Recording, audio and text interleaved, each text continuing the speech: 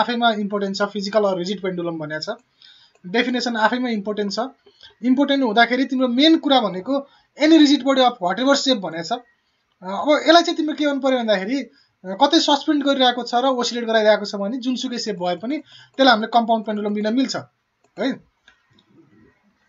सेपले गर्दाखेरि चाहिँ अब पेन्डुलम हुँदैन भन्ने कुरा हुँदैन जस्तोसुकै सेपले पनि हुन्छ अब यसमा सबभन्दा इम्पोर्टेन्ट पार्ट भनेको which can rotate about a horizontal axis भनेको छ यो पार्ट हो यसमा चाहिँ के हो which can rotate about horizontal axis passing through it भनेको छ यो ठिकै छ capable to oscillate in vertical plane भनेको छ यसमा ओसिलेसन र रोटेसनको कुरा आएको छ अब रोटेसन भन्यो भने तिम्रो के हो कुनै एउटा कर्भमा घुम्नु सर्कुलर पाथमा घुम्नु भनेको चाहिँ रोटेसन हो र ओसिलेसन भनेको ब्याक एन्ड फोर्थ मोसन हुनु पर्यो अथवा जसरी भए पनि हुने भयो सो यसमा चाहिँ भाइब्रेसन पनि छ ओसिलेसन भनेको लाइक भाइब्रेसन र रोटेसन भनेको त बुझिहाल्यो सो अब यसमा हेर्दाखेरि रोटेसन चाहिँ तिम्रो होरिजेन्टल एक्सिसमा छ भनेको छ रोटेसन भनेको के छ त रोटेसन भनेको यतातिर गइरहेको छ फेरि रिटर्न ब्याक भएको छ फेरि यहाँनिर पुगेको छ यतातिर गएको छ सो यो किसिमको रोटेसन भयो रोटेसन भनेको कुन एक्सिसमा भयो त तिम्रो यसरी हुनु भनेकै तिम्रो होरिजेन्टल्ली भइरहेको छ होरिजेन्टलमा भइरहेको छ हो सो अब रोटेसनलाई हामीलाई गाह्रो भएन सो अब बुझ्नको लागि चाहिँ तिम्रो के छ भन्दाखेरि यसको लागि ओसिलेसन बुझ्नलाई चाहिँ के छ भन्दाखेरि यहाँनिर एउटा लाइन प्रोड्युस गरेछ यो लाइन प्रोड्युस गरिरहेको छ सो यो लाइन प्रोड्युस गर्दाखेरि के भयो भन्दाखेरि जी चाहिँ शिफ्ट भएर तिम्रो जी ड्यासमा गइरहेको छ हो अब यसलाई हामीले प्रोड्युस गर्यो भने जी यो पोजिसनमा पुगेको होइन कि भर्चुअल्ली हेर्ने भने यो जी चाहिँ तिम्रो जी ड्यास चाहिँ यहाँनिर छ भन्ने बुझ्न सक्यो प्रोड्युस गर्यो भने सो यहाँनिर हेऱ्यो भने के छ ओसिलेसन भनेको ब्याक एन्ड फोर्थ छ यो के देखिन्छ त यो देखिने भनेको तिम्रो होरिजेन्टल एक्सिसमै यसरी भर्टिकल प्लेनमै देखिन्छ प्लेन किन भन्ने भन्दाखेरि हामीले पेन्डुलम आफैमा प्लेन लिइरहेको हुन्छ सो भर्टिकल प्लेनमा चाहिँ तिम्रो के भयो ओसिलेसन देख्यो भन्ने कुरा छ अब in compound pendulum no ideal assumptions are consider भनेको छ जस्तो सिम्पल पेन्डुलमको केसमा हामीले के एजुम्सन गरेका थियौँ भन्दाखेरि मासलेस स्ट्रिङ भनेर चाहिँ एउटा एजुम्सन गरेका थियौँ आइडल एजुम्सन गरेका थियौँ हो इनफ्याक्ट तिम्रो स्ट्रिङ मैले अस्ति पनि भनेको थिएँ स्ट्रिङ मासलेस हुँदैन मासलेस स्ट्रिङ भन्ने कुरै हुँदैन स्ट्रिङ लिँदा बित्तिकै मास हुन्छ सो त्यो एजुम्सन थियो मासलेस स्ट्रिङ भनेको चाहिँ है सो अब कम्पाउन्ड पेन्डुलम भनेको so they are physically possible pendulum simple pendulum भनेको फिजिकल्ली पोसिबल पेन्डुलम छैन होइन किनकि मासलेस स्ट्रिङ चाहिँ पोसिबल नभएको कारणले गर्दाखेरि फिजिकल्ली पोसिबल पेन्डुलम भएन so they are call physical pendulum भनेर डेफिनेसन कम्पाउन्ड पेन्डुलमलाई किन फिजिकल पेन्डुलम भनेको छ भन्ने कुराको डेफिनेसन दिएको मात्रै हो त्यसमा चाहिँ हो अब यसपछि हामी नर्मल्ली यसलाई चाहिँ डायग्रामलाई चाहिँ डिस्क्राइब गरेको छ यसलाई डायग्रामलाई चाहिँ डिस्क्राइब गरेको के छ भने consider a body of mass M भनेको छ यो एउटा बडी लिएको छ यो होल बडी हो फेरि मैले यो बुझ्नु पर्यो तलपट्टि यो यस्तो किसिमको एउटा बार लिएको छ सेन्टर अफ ग्राभिटी यहाँनिर परेको छ इनिसियल फेजमा हामी के गर्छौँ योभन्दा माथिको लेन्थलाई मात्रै कन्सिडर गरेर अगाडि बढ्छौँ हो यति मात्रै लेन्थ छ भन्ने कुरा बुझ्छौँ सो पोइन्ट अफ ओसिलेसन चाहिँ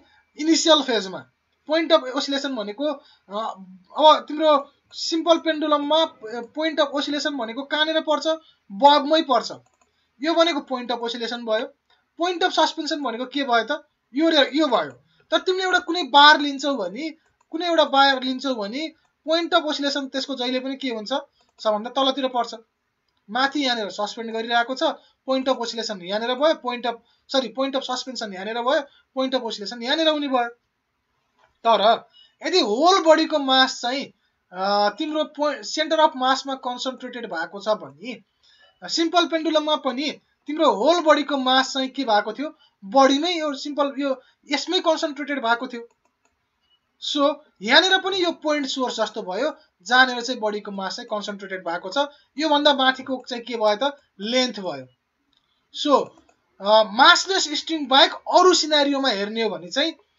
centre of mass centre of gravity यो पोइन्टलाई हेर्ने हो भने चाहिँ तिम्रो समहाउ लाइक के देख्यो भन्दाखेरि सिम्पल पेन्डुलम जस्तो पनि देखियो यो सो इनिसियल फेजमा योभन्दा तलको लेन्थलाई हामी कन्सिडर गर्दैनौँ किनभने सेन्टर अफ ग्राभिटी भनेको यहाँनिर पर्छ जहाँनिर सेन्टर अफ मास पनि पर्छ अब यहाँ भनेको छ centre of gravity G suspended as in vertical plane distance between point of suspension and centre of gravity जति।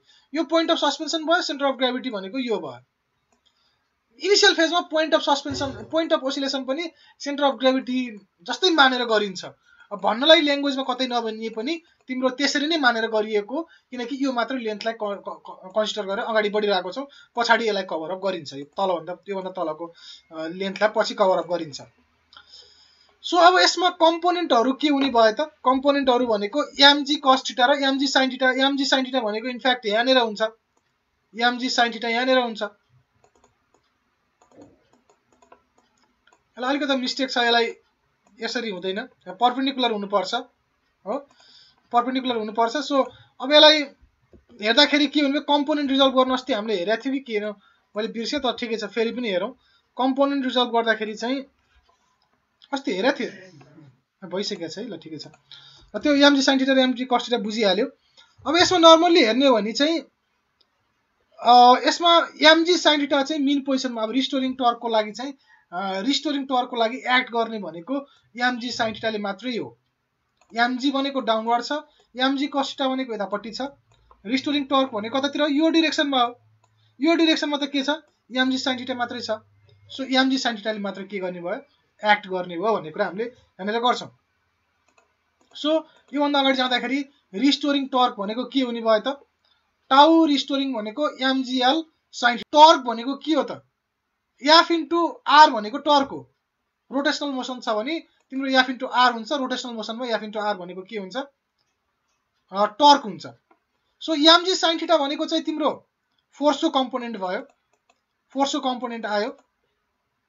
यसमा वेट mg भनेकै के भयो त, फोर्स जसरी एक्ट गरिरहेको छ। सो कम्पोनेन्टमा हेर्दाखेरि mg sin थीटा भनेको फोर्स नै भयो। अब यसलाई हामीले यो restoring force mg sin theta हुन्थ्यो, रिस्टोरिङ फोर्स मात्रै लिएको भयो, तर फोर्सले मात्रै हुँदैन, किनकि रोटेसनल मोसन छ।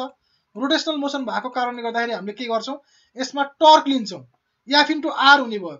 र यो केसमा यदि कुनै एउटा पेन्डुलम, यो बब होइन, इनफ्याक्ट यो बब होइन, यो सेन्टर अफ ग्राभिटी हो, बुझ, मैले इक्जाम्पल दिइरहेको छु, इक्जाम्पललाई रफली बुझ। अब यदि यसलाई मैले वरिपरि घुमाएँ भने तिम्रो यसको लेन्थ नै तिम्रो यसको लागि रेडियस हुन्छ कि हुँदैन, अभियसली पनि रेडियस हुन्छ। So mg sin theta r भएको हो, यहाँ खासमा चाहिँ mg sin थीटा r भएको हो। r को ठाउँमा हामीले के गर्यौँ, l गर्यौँ। सो mgl sin थीटा हुने भयो यसमा चाहिँ है। अब if theta is very small, हुन त यो एङ्गल थीटा हामीले एकदमै सानो लिन्छौँ, 4 डिग्री लेस देन 4 डिग्री भन्छ। सो sin थीटा एङ्गल थीटालाई हामीले स्मल लिँदाखेरि sin theta is nearly equal to theta. अब यो गर्दाखेरि तिम्रो के हुन्छ भने, ल नर्मल्ली हेऱ्यो भने यो थीटा लिएँ मैले भयो, यो पर्पेन्डिकुलर छ, यो तिम्रो के भयो, h भयो, यो p भयो।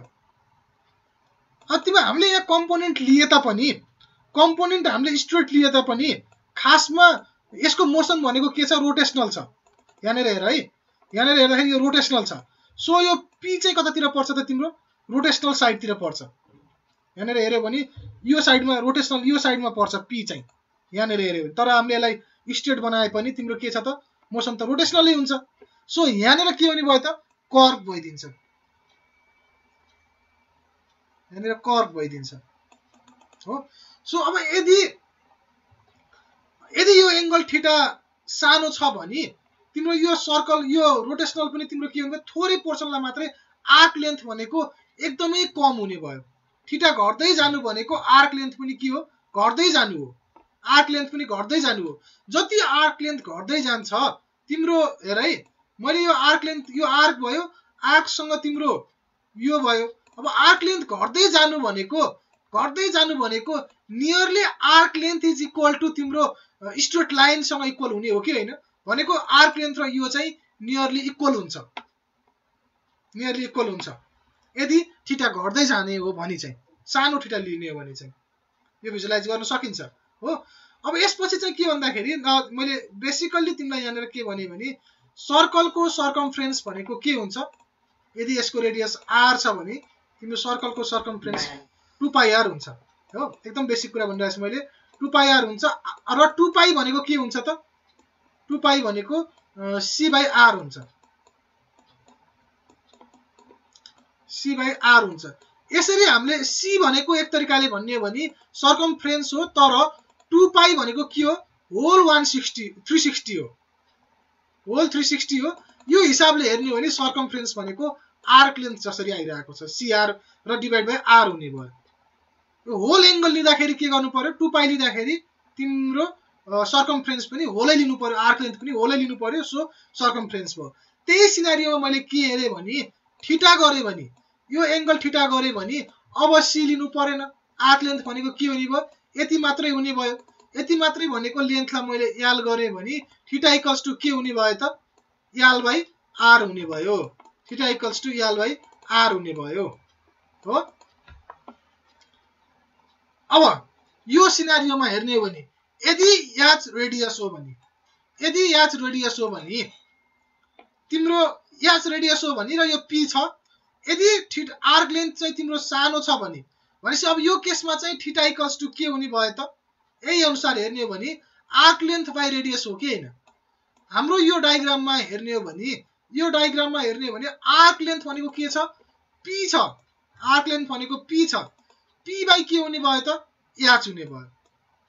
तर थीटा भनेको नियरली इक्वल टु p हो, फेरि नियरली इक्वल टु p हो किनकि यो आर्क लेन्थ हामीले p त हाम्रो खासमा त यो हो नि त, p भनेको त यो लेन्थ हो नि त। त्यो थीटा सानो हुँदा बित्तिकै के हुन्छ योसँग नियरली इक्वल हुन्छ, so theta is nearly equal to p by H भन्न पाइन्छ हो। अब अर्को सिना यहाँबाट हेर्ने हो भने यो चाहिँ के भइदियो त फेरि यो चाहिँ के भइदियो sin theta p equals to theta याच हुने भयो। नियरली इक्वल टु भन्न यहाँनिर नियरली इक्वल टु टर्म्सलाई नछुट्टाउ, नियरली इक्वल टुलाई हामीले नछुट्टाउ। अब अर्को हामीलाई के थाहा छ भने sin थीटा इक्वल्स टु के हुन्छ sin theta equals to p by H हुन्छ हो। sin theta equals to p by H हुन्छ, यहाँनिर हेर sin theta equals to p by H छ। अब हेर त p भनेको के हो, p भनेको यहाँबाट हेर्ने हो भने नियरली इक्वल टु के हुने हो त थीटा याच हो, नियरली इक्वल टु थीटा याच हो, सो डिभाइड बाइ याच हुने भयो। सो याच र याच के भयो क्यान्सल भयो र नियरली इक्वल टु के हुने भयो त थीटा भयो। सो हामीले यदि एंगल स्मल लिएको छ भने sin theta is nearly equal to theta गर्नु पर्छ। यो भइसकेपछि अब माथिकै इक्वेसनमा हामीले के गर्छौं त tau restoring cost to minus mgl theta र अगेन एप्लाइड टर्क भनेको यदि फोर्स एप्लाइड हुन्थ्यो भने एप्लाइड फोर्स हुन्थ्यो भने f इक्वल्स टु ma हुन्थ्यो। हामीलाई क्लियर छ न्यूटन सेकेन्ड ल अफ मोसनबाट चाहिँ हो। अब एप्लाइड टर्कको केसमा चाहिँ तिम्रो के आउँछ भने tau applied equals to i alpha आउने भयो। मासको ठाउँमा चाहिँ तिम्रो के आयो त मोमेन्ट अफ इनर्शिया आयो i आयो र a को ठाउँमा अल्फा आयो। अल्फा a भनेको के थियो त a भनेको चाहिँ d square y by dt square थियो। a भनेको चाहिँ यो चाहिँ लिनियर मोसनमा हो, एक्सेलरेसन हामीले नर्मली एक्सेलरेसन भन्दाखेरि लिनियर मोसन हो र यो अल्फा भनेको एंगुलर एक्सेलरेसन हो। एंगुलर एक्सेलरेसन हुँदा बित्तिकै डिस्प्लेसमेन्ट पनि के हुनु पर्यो त एंगुलरै हुनु पर्यो। एंगुलर डिस्प्लेसमेन्ट भनेको के छ थीटा छ, सो खाली अल्फाको ठाउँमा के आउनु भयो त d square theta by dt square आउने भयो र यसलाई हामीले कम्पेरेबल छ लिनियर फोर्ससँग कम्पेरेबल छ। यो एप्लाइड टर्क भनेको एप्लाइड फोर्ससँग कम्पेरेबल छ है, इजिली यो त्यति गाह्रो हुँदैन कम्पेरेबल भएको कारणले गर्दाखेरि। अब त्यसपछि त हामीलाई थाहा छँदैछ हामीले फ्रिक्सन लेस रेसिस्टेन्स लेस सबै कुरा हामीले फ्री स्पेसमा गरिरहेको छ भने त के हुने भयो त फ्री स्पेसमा लिइरहेको छ भने applied torque equals to restoring torque माथि i moment of inertia alpha भनेको एंगुलर एक्सेलरेसन भनेर भनेकै छ। सो अब यो क्लियर छ, यो दुईटा यो इक्वेसन र दुईटा इक्वेसन चाहिँ के हुने भयो त यो इक्वेसन र तिम्रो यो इक्वेसन हामीले इक्वल गर्न पायौं हो। यो इक्वल गर्न पाइसकेपछि के हुने भयो ठिकै छ यो भइहाल्यो। यो चाहिँ नर्मली एरेन्ज गरेको छ, त म्याथमेटिकल कुरा भयो त्यति गाह्रो कुरा भएन बुझिहाल्छौ। अब मैले फेरि त्यही इक्वेसनलाई लेखेँ, फेरि रिपिट गरेर लेखेँ त्यो इक्वेसनलाई चाहिँ। अब this is differential equation of motion of compound pendulum भनेको छ है, यहाँनिर हेर्दै जाऊ। This is differential equation of motion of compound pendulum which is similar to equation of के भयो त similar to equation of simple harmonic motion. Simple harmonic मोसनको अथवा which is similar to the equation of simple harmonic motion in its angular form भनौं न, अझ angular फर्ममा चाहिँ हो एंगुलर फर्मसँग चाहिँ तिम्रो के छ सिमिलर छ खासमा चाहिँ एंगुलर फर्मसँग चाहिँ सिमिलर छ एंगुलर फर्म भन्दाखेरि के भयो त थीटा आउने भयो सिम्पल हार्मोनिक मोसनको एंगुलर फर्मको इक्वेसन के थियो d square theta by dt square plus exactly यही कुरा हो यो क्लियर छ अब हामी दुईटा इक्वेसनलाई चाहिँ इक्वेट गर्न सक्छौं इक्वेट गर्दाखेरि तिम्रो के हुने भयो d square theta by dt यसको ठाउँमा यो नै छ थीटाको ठाउँमा थीटा छ भने अब हामीले के गर्न पायौं त ओमेगा स्क्वायरको ठाउँमा ओमेगा स्क्वायर इक्वल्स टु हामीले के भन्न पायौं दुईटाले इक्वेट गर्दाखेरि mgl बाइ I भन्न पायौं हो mgl so by comparing omega square equals to mgl by I अब हामीलाई यो थाहा छ कि ओमेगा भनेको हामीलाई के थाहा छ 2 पाइ f हो यो कुरा हामीलाई थाहा छ सो अब हामीले फ्रिक्वेन्सी निकाल्दै छौं टाइम पिरियड निकाल्दै छौं फ्रिक्वेन्सी र टाइम पिरियड निकाल्दै छौं फर्स्टमा हामी फ्रिक्वेन्सी निकाल्छौं फ्रिक्वेन्सी निकाल्नको लागि ओमेगा इक्वल्स टु 2 पाइ f हो यहाँ 2 पाइ f राख्यौं हामीले ओमेगा स्क्वायर उता जाँदाखेरि रुटमा गयो सो 2 पाइ f भयो f इक्वल्स टु के हुने भयो 1/2 पाइ mgl बाइ I भयो अब टाइम पिरियड भनेको के हो त 1/f हो सो यसको रिभर्स हुने भयो ठ्याक्कै यसको रिभर्स हुने भयो यसको रिभर्स हुँदाखेरि के आउने भयो यसको रिभर्स हुँदाखेरि के आउने भयो त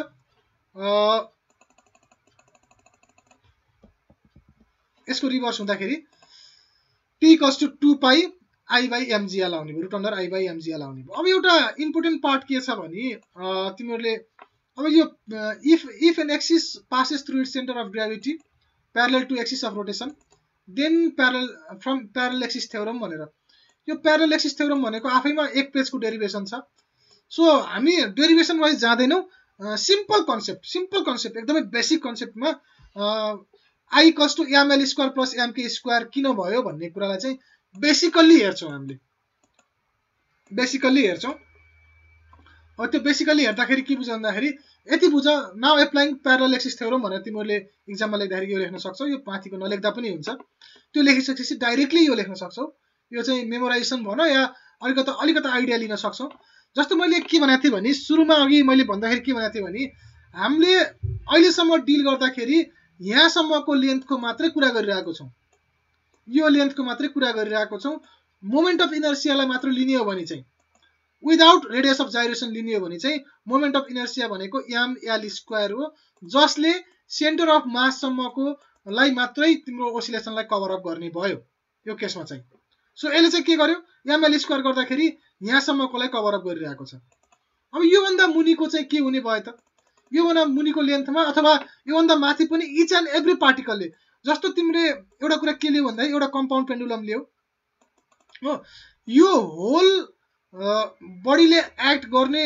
भनेको यो भित्रका इच एन्ड एभ्री पार्टिकलहरु यो भित्रका इच एन्ड एभ्री स्मल पार्टिकलहरु यहाँ इन्फाइनाइट नम्बर्स अफ पार्टिकल्सहरु हुन्छ इन्फाइनाइट नम्बर अफ पार्टिकलमा हुने इन्टरेक्सनले पनि इफेक्ट पारिरहेको हुन्छ भन्न खोजे त्यो कुरा डाइरेक्टली अब्जर्भेबल कुरा होइन त्यो म्याथमेटिकली गरिने कुरा हो त्यो चाहिँ म्याथमेटिकली गरिने कुरा हो तर हामीले एउटा इभ्यालुएसन त के गर्न सक्छौं भने जस्तो अब तिमी रोटेसन हुँदाखेरि अब यहाँ सेन्टर यो एक्सिससँग रोटेसन हुँदाखेरि तिम्रो यसलाई यहाँनिर भएको पार्टिकलले एक्ट गर्ने र यहाँनिर भएको पार्टिकलले एक्ट गर्ने त फरक हुन्छ नि त फरक पर्छ नि त सो यसको चाहिँ के हुने भयो भन्दाखेरि यी पार्टिकलहरुको एक्सिस अफ रोटेसन सम्मको डिस्टेन्सको स्क्वायरले चाहिँ फरक पार्ने भयो सो मैले अस्तिको फर्स्ट क्लासमा रेडियस अफ जाइरेसनको डेफिनेसन गर्दाखेरि मैले भनेको थिए त्यहाँनिर के भनेको के थियो भन्दाखेरि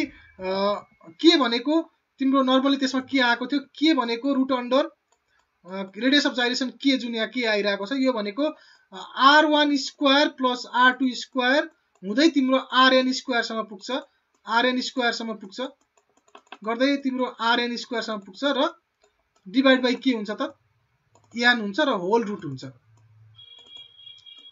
यो भनेको हरेक पार्टिकलको यो एक्सिस अफ रोटेसन सम्मको डिस्टेन्सको स्क्वायरको एडिसन हो त्यो भने चाहिँ त्यो चाहिँ रुट अन्डरमा हेर्नु पर्ने केले चाहिँ सो समाउ हेर्ने भने के भनेको पनि समाउ हेर्ने भने तिम्रो के भन्दाखेरि याल जस्तो नै हो हेर त के भनेको पनि याल जस्तै नै हो तर के छ यसले एभ्री पार्टिकलको डिस्टेन्सलाई कभर अप गरेको छ अब यो याल स्क्वायर भनेको चाहिँ यो माथिको लेन्थ भयो र केले चाहिँ के कभर गर्यो भन्दाखेरि एभ्री पार्टिकलको इन्ट्रेक्सनलाई पनि कभर अप गर्ने भयो। यति बुझ।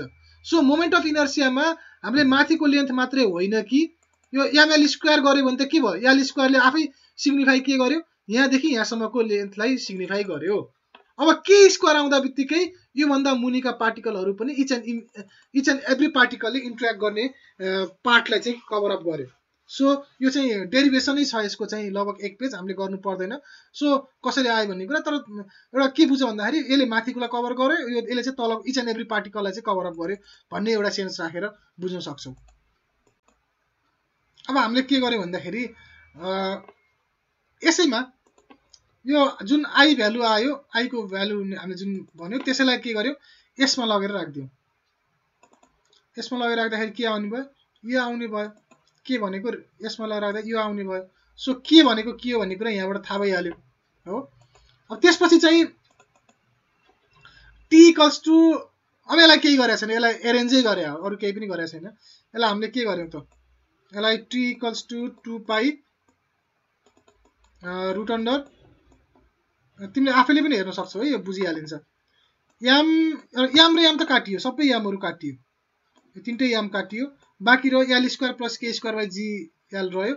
सो मैले के गरेँ, L square by L plus के स्क्वायर बाई एल को होल के भयो त, यो जी भयो। यसलाई हामीले यसरी गर्न सक्छौँ। अब गर्दाखेरि तिमीले यहाँनिर एउटा क्लियरली के बुझ्न सक्छौ भने एल एलसिएम लियो भने के हुन्छ, यो आखिर तलै गएर बस्छ। सो यो भन्नु र यो भन्नु सेम थिङ हो। अब एल र एल काटियो, एउटा स्क्वायरको यो काटियो र यो काटियो, बाँकी रह्यो के स्क्वायर बाई एल। सो लास्टमा फाइनली के हुने भयो त, के square by L plus L हुने भयो। यहाँनिर गाह्रो छैन होला।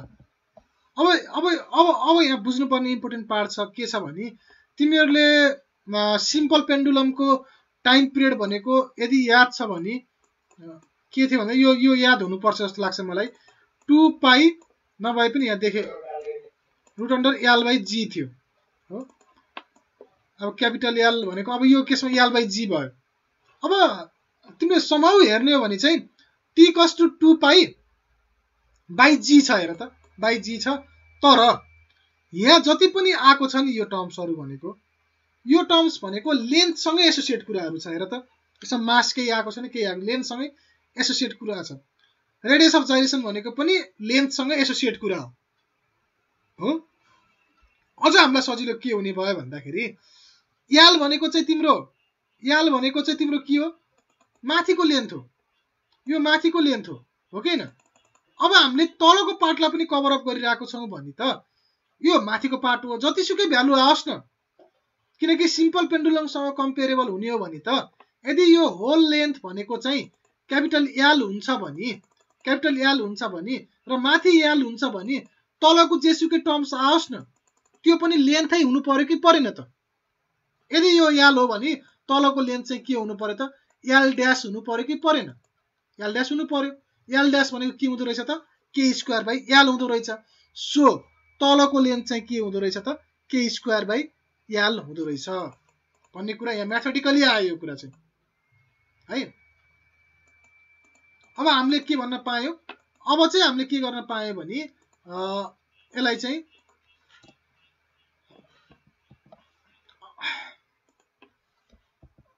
अब हामीले के गर्न पायौँ,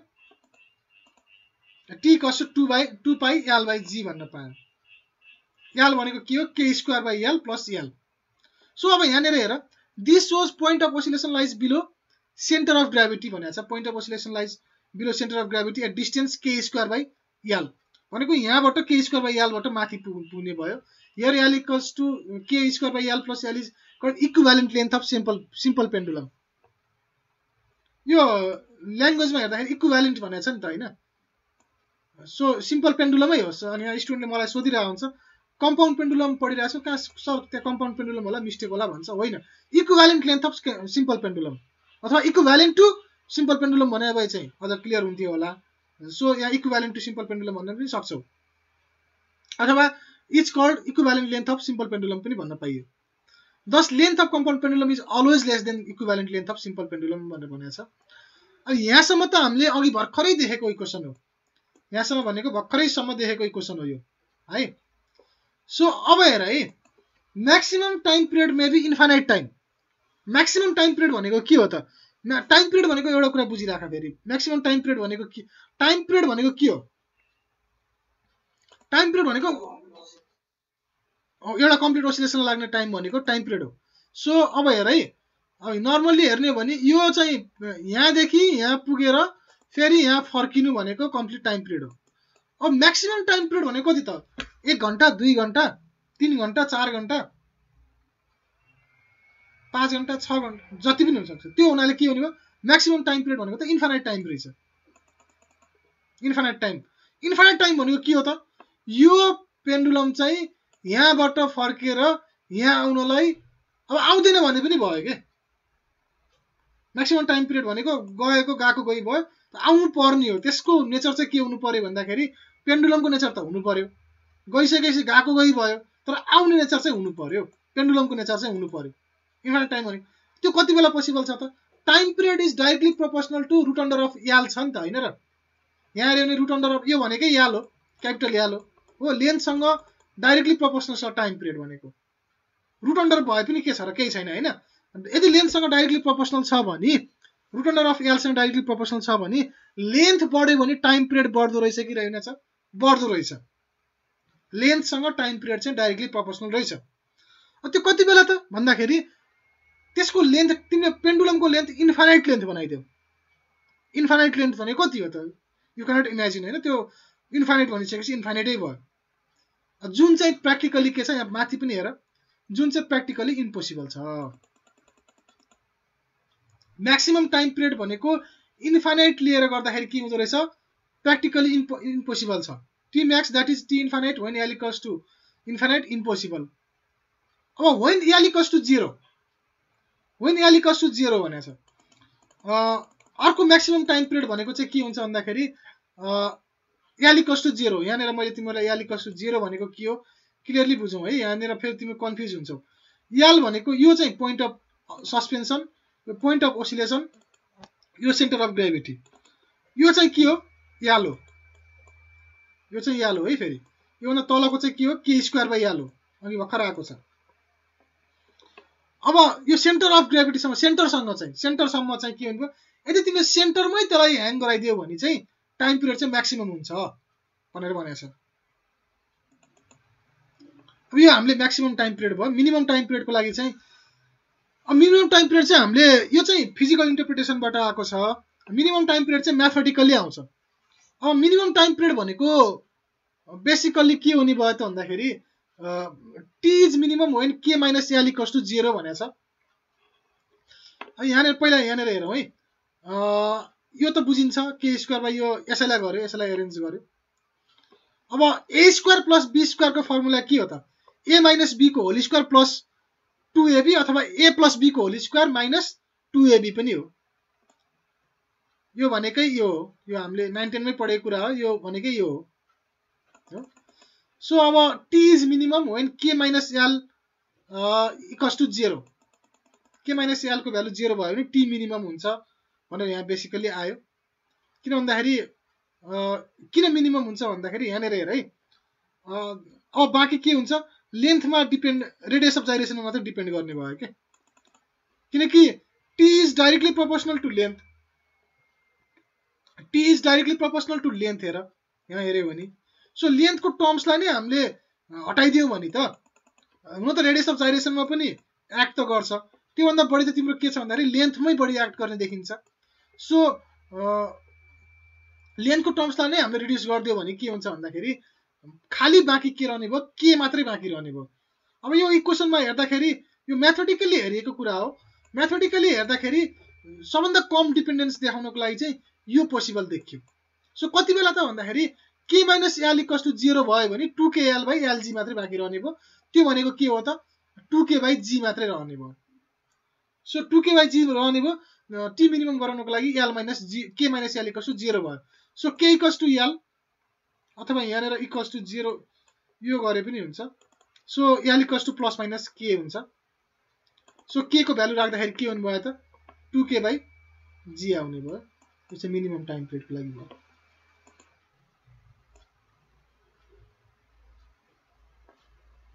यही त हो, यो र यो इन्टरचेन्जेबल छ। यो भन्नुको अर्थ चाहिँ तिम्रो यासलाई ऊ बनाउन सकिन्छ, ओलाई यास बनाउन सकिन्छ भन्ने हो के। गर्दा पनि तिम्रो रिजल्ट चाहिँ फरक आउँदैन भन्न खोजे हो त्यो चाहिँ। त्यो म्याथमेटिकली हेर्ने हो हामीले। त्यो म्याथमेटिकली कसरी हेर्छौँ त? यसले अलि डिस्टर्ब गर्यो क्या। त्यसलाई म्याथमेटिकली हामीले कसरी हेर्छौँ त?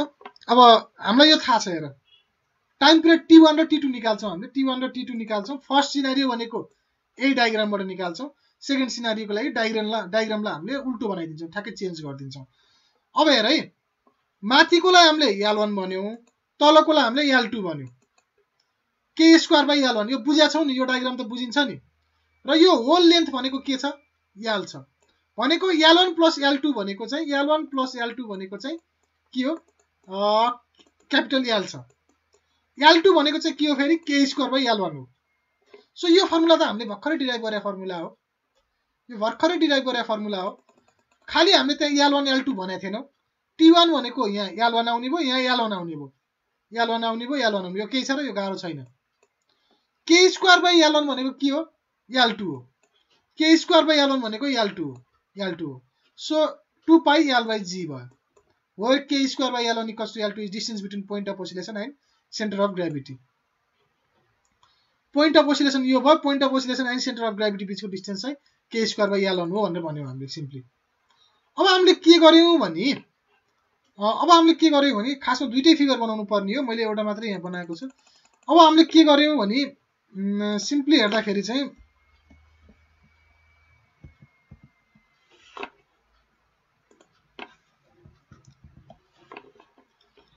अब यसैलाई हामीले पोइन्ट अफ ओसिलेसनलाई चाहिँ पोइन्ट अफ सस्पेन्सन बनायौँ। पोइन्ट अफ ओसिलेसनलाई चाहिँ हामीले पोइन्ट अफ सस्पेन्सन बनायौँ। पोइन्ट अफ सस्पेन्सनलाई चाहिँ अब फेरि के गरौँ? पोइन्ट अफ ओसिलेसन गरायौँ। त्यो गर्दाखेरि कस्तो हुने भयो त भन्दाखेरि यहाँनिर यस्तो छ, यहाँनिर यस्तो छ। अब यहाँनिर ऊ भयो, यो चाहिँ पोइन्ट अफ सस्पेन्सन भयो। फेरि पोइन्ट अफ सस्पेन्सन भयो। यो पी चाहिँ के हुने, सरी यो चाहिँ के हुने भयो त? पोइन्ट अफ सस्पेन्सन चाहिँ पोइन्ट अफ ओसिलेसन हुने भयो। पोइन्ट अफ ओसिलेसन हुने भयो। त्यो गर्दाखेरि के हुन्छ त? यो सेन्टर अफ ग्राभिटी भयो। यसलाई चाहिँ मैले CG भने, यो चाहिँ सेन्टर अफ ग्राभिटी भयो है। यो चाहिँ G भयो। त्यति बेला के हुने भयो? त्यति बेला चाहिँ फरक के मात्रै हुने भयो भने यो चाहिँ L2 हुने भयो, यो चाहिँ L1 हुने भयो। तर L1 = के हुने भयो त? k²/L2 हुने भयो। केही गर्नु परेन, सिम्पल यही मात्रै छ। यहाँ हेऱ्यो भने दुईटै गरेर देखाउनु पर्छ। मैले यहाँनिर देखाउँदाखेरि यही माथि ओभरल्याप भयो। यो डायग्राम मेटै हुन्छ है, बुझिन्छ होला।